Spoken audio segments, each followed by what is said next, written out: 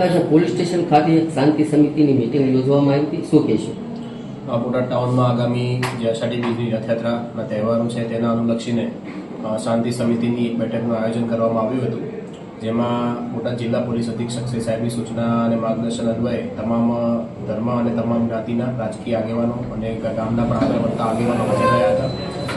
આ દરમિયાન પોલીસ દ્વારા જે શાંતિ સમિતિની બેઠકમાં જે પણ ગામમાં કોઈ પણ કમ્યુનલ વાયલન્સ ન ફેલાય અને કોઈ પણ અન્ય પ્રશ્નો બને તે માટે જાગૃતતાથી કામગીરી કરવા માટે અને સોશિયલ મીડિયા પર વોચ રાખવા માટે આગેવાનોને અનુરોધ કરવામાં આવ્યો છે. અને કોઈ પણ પ્રશ્નો હોય તો પોલીસ સ્ટેશનનો સંપર્ક કરવા માટે પણ અનુરોધ કરવામાં આવ્યો છે. અને તમામ આગેવાનો દ્વારા પોલીસને ખાતરી આપવામાં આવી છે કે આગામી જે તહેવાર છે તે શાંતિ અને સૌહાર્દપૂર્ણ વાતાવરણમાં બોટાદ જિલ્લામાં ઉજવાય તે માટે બધા પ્રયત્નશીલ રહેશે.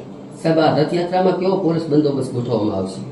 હજી આગામી સમયમાં રથયાત્રાના આયોજકો સાથે અને કમિટી સાથે પણ બેઠકનું આયોજન છે. આ સિવાય અન્ય જે સ્ટેક હોલ્ડર છે તેમની સાથે પણ બેઠકનું આયોજન પોલીસ દ્વારા કરવામાં આવનાર છે અને પોલીસ બંદોબસ્ત અને જાપ્તો ચુસ્તપણે ગોઠવાય તે માટે સંપૂર્ણ કામગીરી કરવામાં આવનાર છે.